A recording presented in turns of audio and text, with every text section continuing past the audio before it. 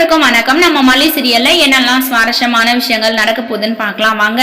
ரேணுகா பாத்தீங்கன்னா ரொம்பவே சந்தோஷமா மல்லியோட வீட்டுக்கு போறாங்க. அங்கேயே அவங்களோட டிராமா ஸ்டார்ட் பண்ணிட்டாங்க. கதிரேசன் பாத்தீங்கன்னா அம்மா ரேணுகா இது மல்லியோட வீடு தான் வாமா அப்படின்னு சொல்லிட்டு கதிரேசன் சொல்ல ரேணுகா வீட்டுக்கு போறாங்க. மல்லியும் பாத்தீங்கன்னா அக்கா வாக்கா இது நம்ம வீடு தான், ஏன் பயப்படுறீங்க அப்படின்னு சொல்லிட்டு மல்லி வந்து சொல்றாங்க. சோ ரேணுகா ஓரளவுக்கு வந்து சமாதானம் ஆயிட்டாங்க. ஆனா கதிரேசன் வந்து இப்படி மல்லியோட வீட்டுக்கு வருவாங்க அப்படின்னு சொல்லிட்டு யாருமே எதிர்பார்க்கலங்க.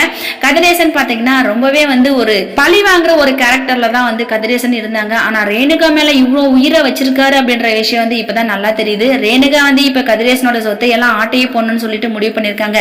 ஆனா ரேணுகா மேல கதிரேசன் எவ்வளவு பாசமா இருக்காங்க அப்படின்ற விஷயம் வந்து இந்த சுடருக்கும் தெரிஞ்சு போச்சு. இதுக்கப்புறமும் சுடர் வந்து கதிரேசனோட சொத்தை ஆட்டையை போடணும்னு சொல்லிட்டு நினைப்பாங்களான்னு சொல்லிட்டு பார்த்தா அவங்களோட வேலையே வந்து அதுதான். அவங்க யாரு மூலயமா இங்க வந்திருக்காங்க அப்படின்றது வந்து அப்புறப்பட்ட விஷயம். பட் ஆனா கதிரேசனோட சொத்து எல்லாமே நமக்கு வேணும், விஜயோட போய் சேர்ந்தா மட்டும்தான் நமக்கு அந்த சொத்து கிடைக்கும் அப்படின்றத வந்து இந்த ரேணுகா நல்லாவே தெரிஞ்சுக்கிட்டாங்க. சோ வீட்டுக்கு வந்துட்டாங்க. விஜய் மல்லி இவங்க எல்லாரும் பார்த்தீங்கன்னா இதுக்கப்புறம் ரேணுகா கதிரேசன் இவங்க எல்லாருமே வந்து விழுந்து விழுந்து கவனிக்க போறாங்க. ஆனா மனோகருக்கு இதுல கொஞ்சம் கூட விருப்பமே இல்லை.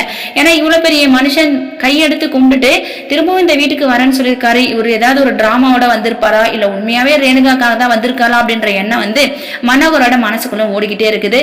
சோ இருந்தாலும் இப்ப மனோகர் பார்த்தீங்கன்னா மல்லியை தனியா கூப்பிட்டு வச்சு மல்லி நீ எடுத்துக்கிற முடிவுல எனக்கு கொஞ்சம் கூட விருப்பமே இல்லமா. ஏன்னா ரேணுகா வந்திருக்கா அது ஓகே தான். ஆனா கதிரேசன் இங்க வந்திருக்காருன்னா அவர் வந்து அவ்வளோ லேசுப்பட்ட ஆள் இல்ல. அவ்வளோ பெரிய இடத்துல இருந்து சொசைட்டில பெரிய மனுஷனா இருக்காரு.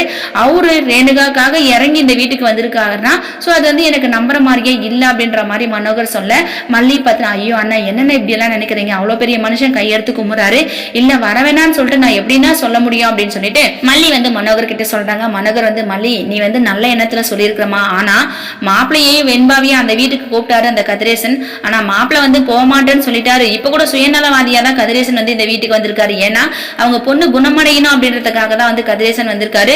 ஒருவேளை ரேணுகா குணமடைஞ்சிட்டா வாழ்க்கையே வந்து மாறி போயிடும் அப்படின்ற மாதிரி மனோகர் சொல்றாங்க.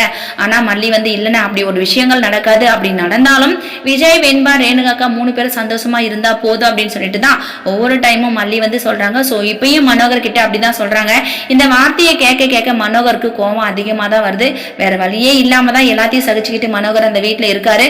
என்னதான் நடக்க போகுதுன்னு சொல்லிட்டு வெயிட் பண்ணி பார்க்கலாம். இந்த வீடியோ பிடிச்சிருந்தா மறக்காம நம்ம சேனலை சப்ஸ்கிரைப் பண்ணுங்க. தேங்க்யூ.